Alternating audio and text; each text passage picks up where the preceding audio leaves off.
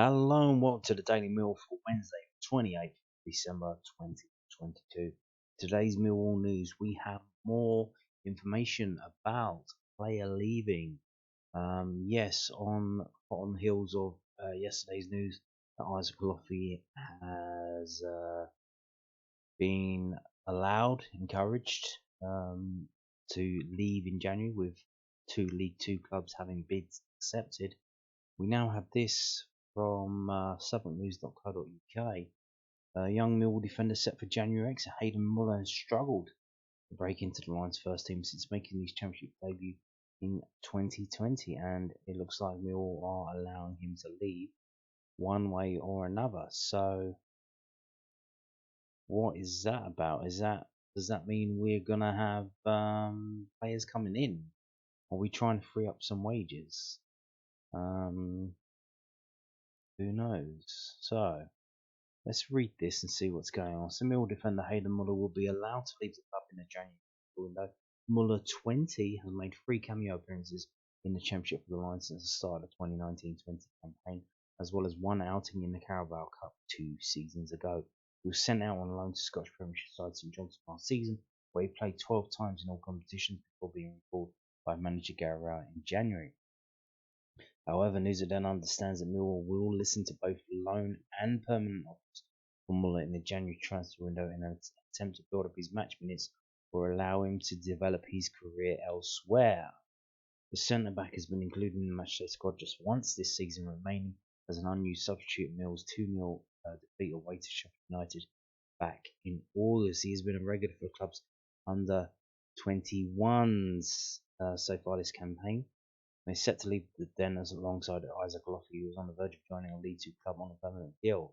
He hasn't played that much for the under-21s recently. I mean, he's played a few times, but he hasn't really played that many times. I don't think so. I don't know if what's going on there. If he's been injured, if he was in with the first team, if he was like travelling with the squad, but he wasn't getting on the bench. They always have a few extra players go with them just in case someone gets injured.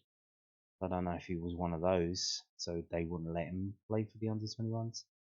But interesting, so they say he's literally they're trying to push him out the door. So they will listen to loan and permanent offers in January. Now I think that's because I think his contract is up in the summer, so that suggests they're not going to renew his contract, so they're going to let him leave. Why make him wait until the summer? Just he can go, and if that's on the loan, then it's a loan till the end of the season. Then his contract will run out, and then he can carry on. But yeah, it's you've got to step up and move sometime. I mean, Alofi is 23. He's going to be 24 next year.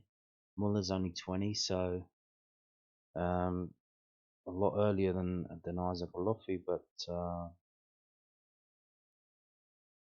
seems they're just, I don't know, maybe because they think they've got other players who are similar that are younger. So Besart Topalloj obviously on loan, Alex Mitchell. They think, well, you're not that much better than him. He's a year younger than you. So, and you haven't really progressed that much in the year that you've been here. So I don't know what's going on. So seems he is being allowed to leave one way or another, loan or permanent.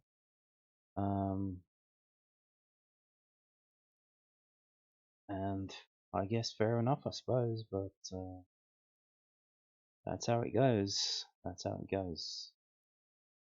He's a player. I think he's a player. If we were in League One, he would be playing a lot more, but we're not. We're at the top end of the Championship, and there is a higher standard and a higher level that you need to get to, and hasn't really got to it. And you can see that with Charlie Cresswell as well. He's come down. He's been alright, but he's had patchy moments, and he's finding himself out of the squad. on the subs bench, and that's how tight it is. You can't really mess around with centre backs. You need to be on it because you're going to be involved a lot, so you can't really be nursing them through like individual mistakes, not at the level that we're at. So there you go. Now moving on to the loan players that we mentioned. Besart Topalloj's loan life at Bromley got to the perfect start on Boxing Day. This is the Loanwatch from millwallfc.co.uk. The defender was involved for the whole game as Lewis Dennis's goal earned the Ravens a 1-0 victory at Roots Hall against Southend United.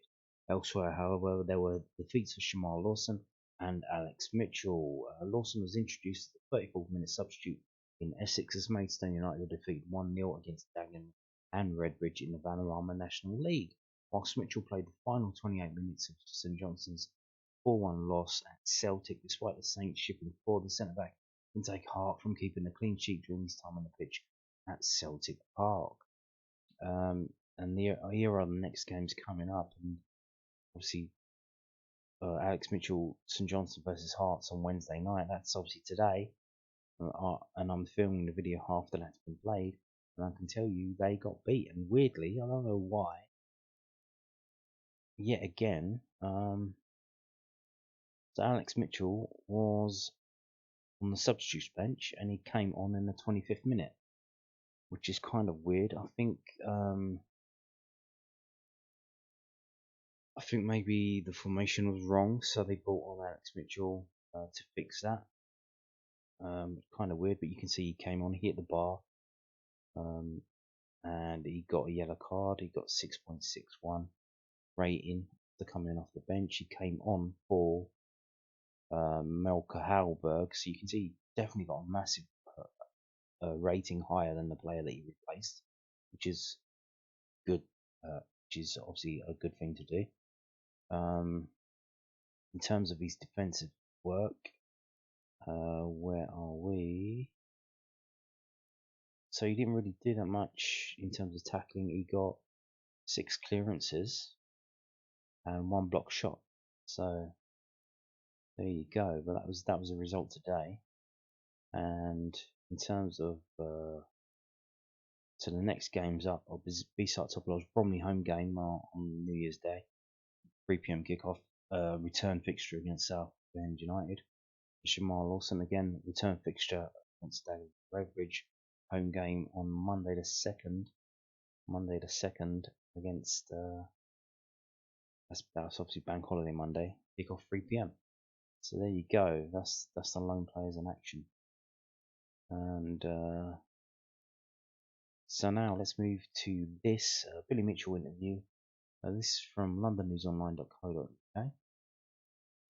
Billy Mitchell has praised for Vogelsammer and Fleming off the Boxing Day knockout of Watford.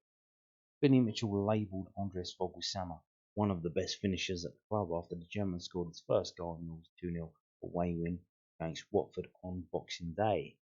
The Lions defeated the Hornets at Vicarage Road after goals from Vogelsammer and Zion Fleming in his behalf. Mitchell said, "He's one of the best finishers at the club. Without a doubt, he strikes a lovely ball. It's just been a matter of time rather than a lack of quality." The gaffer mentioned in an article earlier this week, saying if he keeps getting in the right positions, then one will come.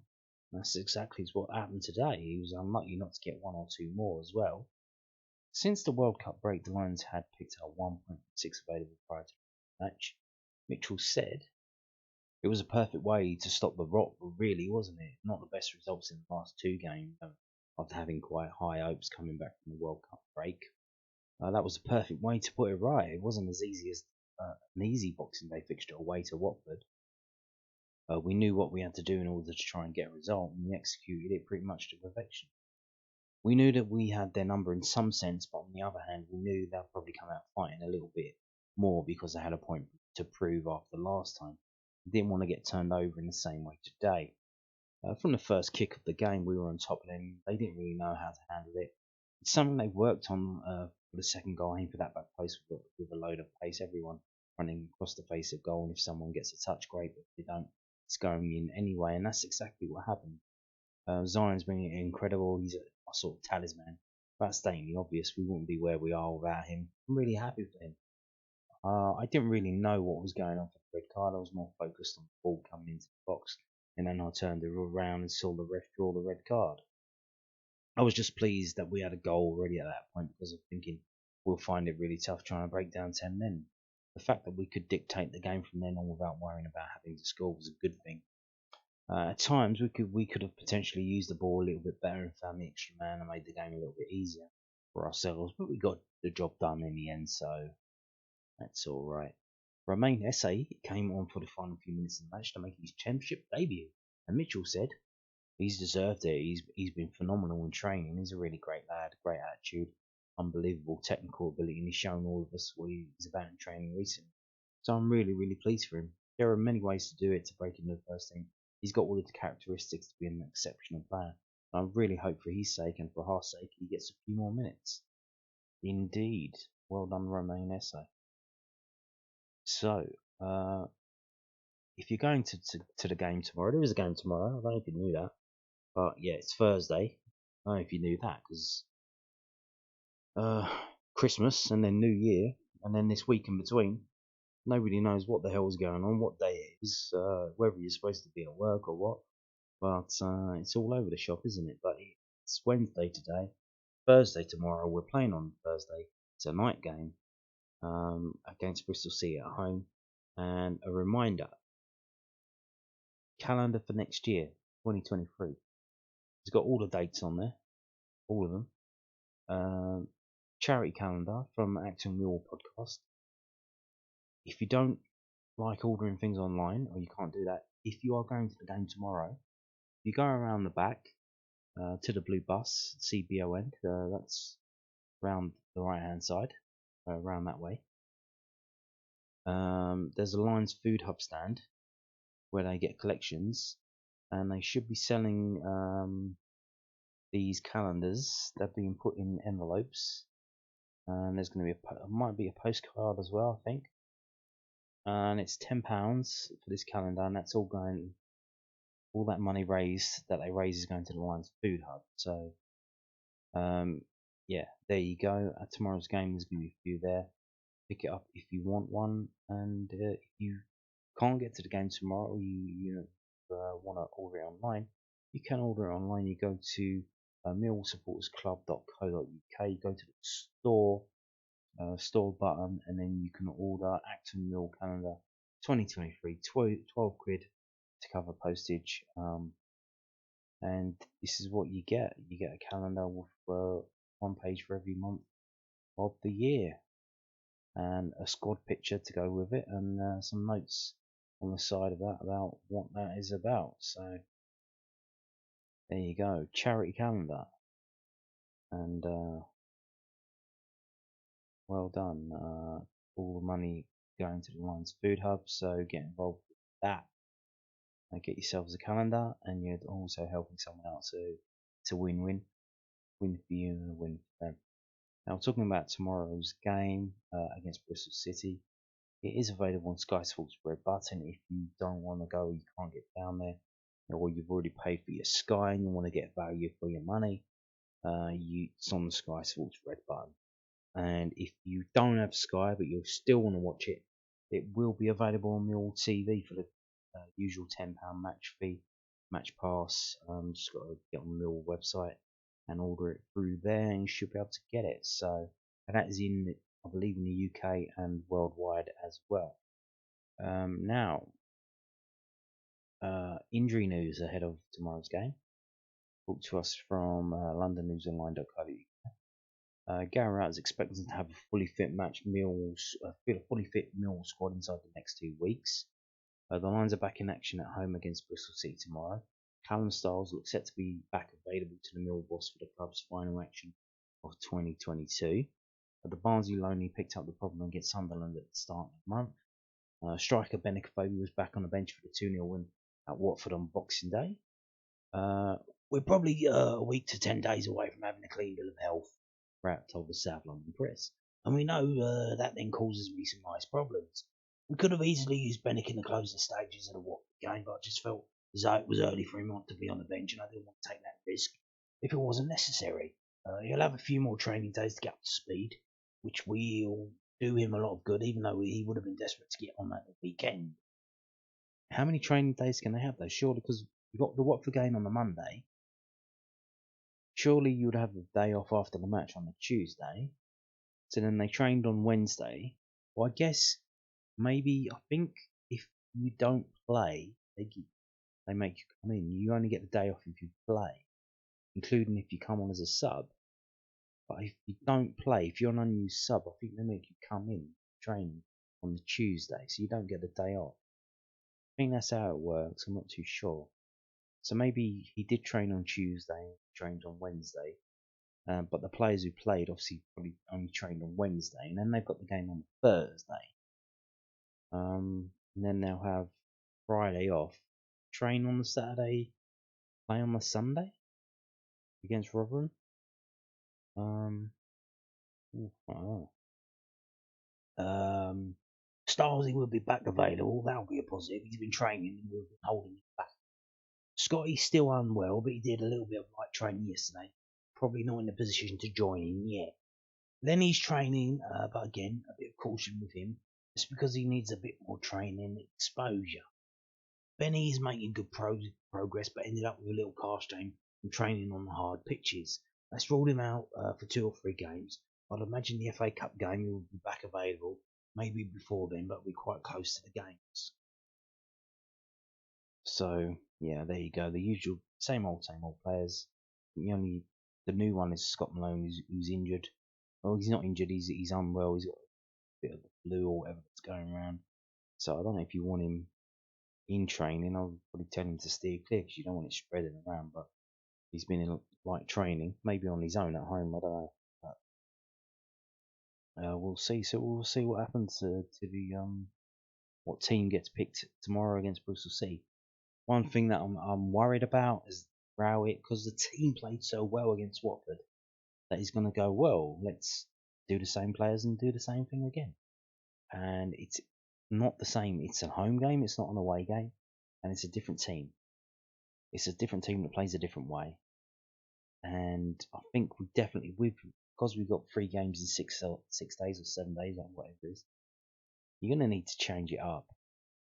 So if you don't change it up against Bristol, like not wholesale, maybe 3 players, 4 players, change some things up if you can, and then you obviously make full use of the substitutions that you can, and get on with it that way. So, but we'll see. I'm really worried that we're going to see an unchanged team, and then we're going to see the players just struggling and a bit of fatigue setting in. Now, moving on to the preview of the game tomorrow, head to head.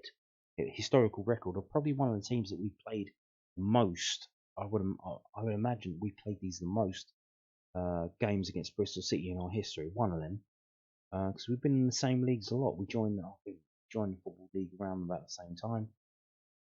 We've been in the same teams a lot of the time as well. Division South, so many years, and but you can see here. So I've sorted it out so that the home games are at the top. And the first one was way back in November 1922, and that was a draw. But over the years, we haven't lost that many times to them at home. It's very few and far between, and actually we've won a lot of the games that we played. Very few draws as well. We've got a series of draws in the 1960s, 1967, 68, 69. 3 draws in a row, which is kind of weird. 1-1, 2-2, 1-1. And then we go down and we have our first instance of 2 defeats in a row, which is 1990 and 1992. Bristol City doing pretty well at that time, I think, before they fell down the divisions. But even in 1997, they beat us two times in a row, 2 visits in a row, both 2-0. And other than that, it's been a bit patchy. Obviously, recently, we haven't been as dominant against them as we have in the past. You go back all the way into the 30s and 50s, we're very dominant against them. Recently, that dominance has kind of come back, but it's not universal. We lost in the 30th of April in 2019, lost 2-1. And the Cup game 2021, We lost 3-0 in that, and but the last 2 times out, we beat them 1st of May 4-1, and we beat them in September 2021 last time out 1-0. So I think if we go back to the 90s, 1994 to 1997, 4 games in a row we didn't beat them at home, which is the longest record. Other than that, we generally beat them every now and then, and we don't lose that many games to them at home. So it's the kind of game you probably expect to win. And I'm just looking if I can just look around and see. So obviously this is a Christmas game. We got the 1st of January, so New Year's Day, 2013. We beat them 2-1. If we scroll up and see if there's any games, 30th of December, 30th of December 1972, we beat them 3-0. But those are the only ones really in the Christmas period. Yeah, and we won both of them, so I would expect that this is a game that we certainly can and should be winning. Let's get onto this from whoscored.com now. Now, obviously, I think they're on holiday because they haven't bothered to do a preview for this.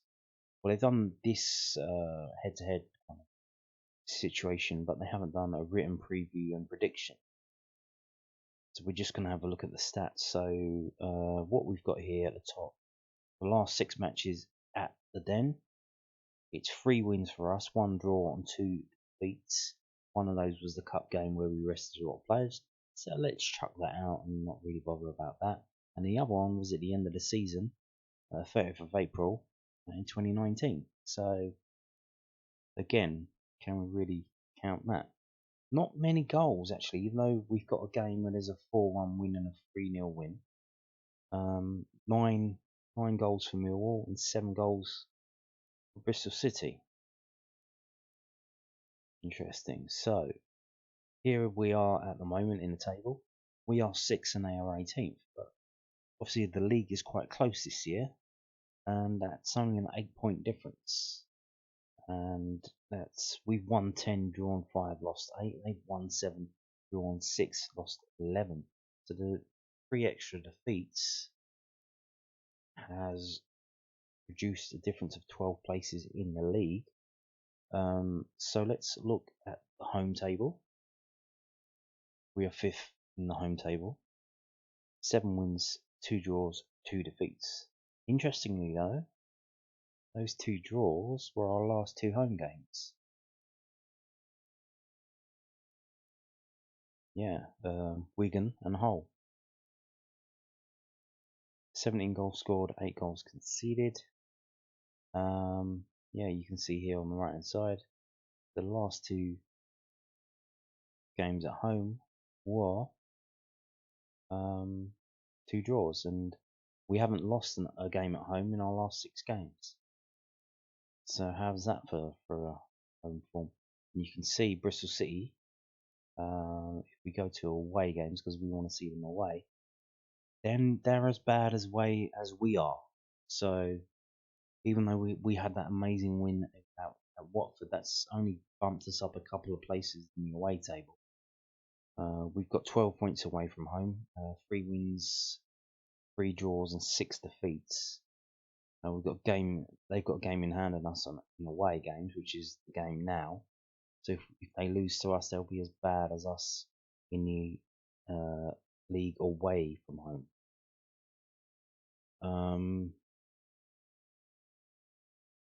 Yeah, so interestingly, so you see here, they've got 3 wins and they've got 3 draws away from home all season. Their last 4 games away, a win against Bristol City, a draw against Middlesbrough, and a win at West Brom. So they've certainly improved their away. Two of their 3 wins away from home have come in the last 4 games. So they're getting better. They're figuring a few things out, or they got a bit lucky that they're playing teams at the right time. If we look at the form table for overall, you can see here we are. We've got 2 wins, 3 draws, only 1 defeat in the last 6 games. It's that Sunderland game. And they've got 1 win, 2 draws, and 3 defeats. So quite interesting. But interestingly, we've conceded 6, they've only conceded 7. We've scored 7, they've scored 5. It's a massive difference in results and a few goals. So if we get down to it, you can see our last 2 home games, pretty disappointing results, to be honest with you. The whole game they had a man sent off. We can capitalise on that. The Wigan game.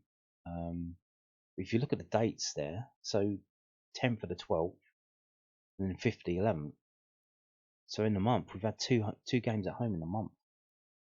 And coming up now, it's going to be our 3rd home game in about just under 2 months, which is annoying and weird, but we know because of the World Cup break. If you go back again, all the way back again to the 22nd of October, that our 3rd last home game was the game against West Brom when they had a player sent off, and we were, to be honest, we were lucky to win that one too, because we kept going right until the end, and we did score at the end. And then even you go back before then, our 4th last home game was the massive defeat against Watford, where we bashed them, the team that we just played again 2 months later away from home, and beat them again. So the home games are few and far between because of the stupid World Cup break. And obviously now we have 2 home games in the space of 4 days, and you should think that players can improve on the last 2 results, to be fair, because these are not really good results. They're not bad results. Like, it's better than losing, but I mean, to get 0-0 at home against Hull when they were the man sent off in the first half, and then to not beat Wigan. But obviously we know all about that. Let's have a look at Bristol City and what they've done. So they failed to score against Reading. They failed to score against Birmingham. But they've scored 2. They went to West Brom and scored 2. They went to Rotherham and scored 3. Obviously Rotherham, we play them next after we play Bristol City. So that might bode well for result against them. And they went to Middlesbrough and scored there. So they can score away from home. But they don't keep many clean sheets. They've only kept a clean sheet against West Brom. We know they've got problems, of course. So it seems like they can score. They just got a leaky defence. They can't defend. That might be the case. So we shall see. This might be one of those where we need to go at them and put them under pressure. So yeah, you can see their weaknesses: protecting the lead, weak; defending set pieces, defending counter attacks, defending against attacks down the wings. Well, that sounds very good for us, then, doesn't it? And you can see our strengths. We've got a lot of strengths there. It looks like this is a game we should be winning. Match forecast: Millwall will score from a set piece situation. Extremely likely. Millwall will make a comeback if they go behind. Could we be getting a penalty tomorrow? The last time we got a penalty, or the last and only time this season we got a penalty, was away at Bristol City, which Benica maybe failed to score. Could we be again another penalty? That is a set piece. That could be the set piece that we score from. So obviously, like I said, this website whoscored.com haven't put up a prediction, so we're gonna have to go to skysports.com and David Bratton to get a prediction on this game. So the game is on the Sky Sports red button. I think every game is.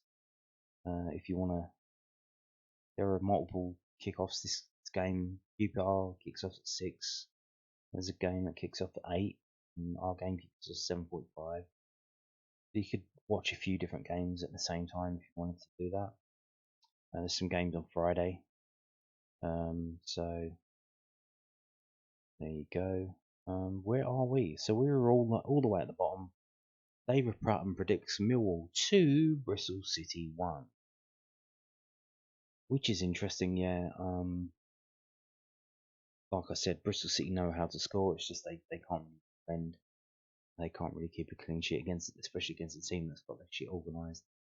Obviously, the only clean sheet they kept in their last 6 away games was against West Brom, which we know they've got their problems. I fully expect Mill to score. Can we keep a clean sheet? It's possible we could keep a clean sheet, but Bristol City can score.